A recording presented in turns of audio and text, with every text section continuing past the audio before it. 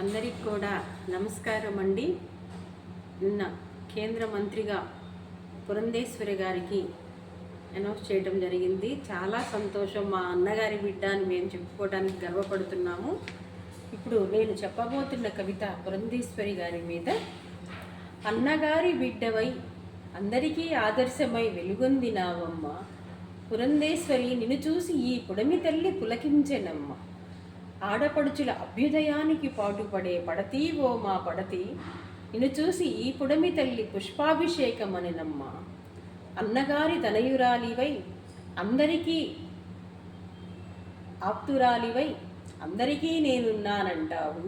మంచికి మరో రూపం నీవమ్మ పురంధేశ్వరి, మంచికి మరో రూపం నీవమ్మ పురంధేశ్వరి.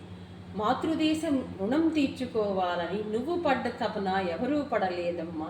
నిరంతరం అవినీతిని ఎండగడుతూ అభివృద్ధి పాలన కోసం పాటుపడిన ఆదర్శ మహిళవు నీవమ్మ, ఆదర్శ మహిళవు నీవమ్మ.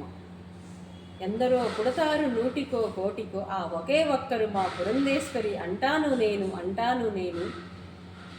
భగవంతుడు ఆరోగ్యాలిచ్చి సిరి సంపదలనిచ్చి చిరకాలం నిత్య సుమంగళి అయి నిత్యం ప్రజల మధ్యలో అన్నగారి ఆశయాలు, అన్నగారి హావభావాలు అందరికీ అందించాలని మనస్ఫూర్తిగా ఆ దైవాలను వేరుకుంటూ అక్కకు నా అక్షర కవితా అభినందనలు తెలియజేస్తున్న సహజ కవయిత్రి మాధవి, గుంటూరు, తెలుగుదేశం పార్టీ మా చంద్రబాబు నాయుడు గారి తరపున మేము ఈ కవిత అక్కకు అంకితం ఇస్తున్నాం.